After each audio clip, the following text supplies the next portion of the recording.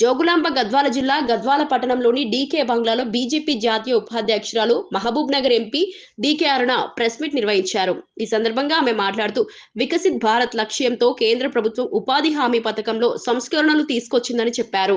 MNR EGS స్థానంలో జీరామ్ G బిల్లును ప్రవేశపెట్టామని, దీనికి వికసిత్ భారత్ గ్యారంటీ ఫర్ రోజ్ ఆజీవిక మిషన్ గ్రామీణ అని అర్థమని వివరించారు.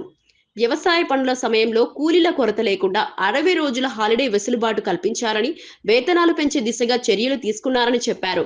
పని పూర్తయిన 15 రోజుల్లో వేతనం చెల్లించే నిబంధన, పని కల్పించకపోతే నిరుద్యోగ వృత్తి రాష్ట్ర ప్రభుత్వమే చెల్లించాల్సిన విధానాన్ని కేంద్రం తీసుకొచ్చిందని తెలిపారు. గ్రామ అభివృద్ధి కోసం గ్రామ సభలో ప్రణాళికలు రూపొందించే అవకాశం కల్పించామని చెప్పారు.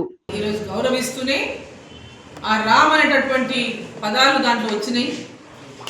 రామ్ అనేటటువంటి దానికి ఏంటంటే రోజ్గార్ అంటే ప్రతిరోజు ఉపాధి కల్పించేటటువంటి, రోజ్గార్ అంటే ఉపాధి, ఆజీవిక అంటే ఎల్లప్పటికీ, మిషన్ పథకము, గ్రామీణ పథకము.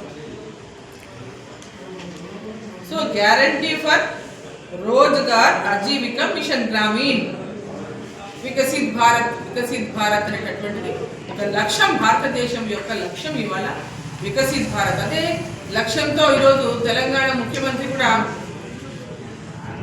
తెలంగాణ కూడా చెప్తున్నారు కదా, అదే పేరు తెలంగాణ కూడా పెడుతున్నారు కదా, సేమ్ నేమ్తో పోతున్నారు కదా. ప్రధానమంత్రి గారు వికసిత్ భారత్ అంటే రైజింగ్ తెలంగాణ పెట్టుకున్నాను. ఇక్కడ పదాలు వేరే, అర్థం ఒకటే. అదే మాటనే,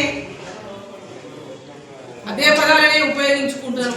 పదం వేరే ఉండొచ్చు, అర్థం ఒకటే. కాబట్టి అందరి లక్ష్యం ఒకటిగా ఉండాలి తప్ప రాజకీయాలు చేయడం అనేది సరికాదు.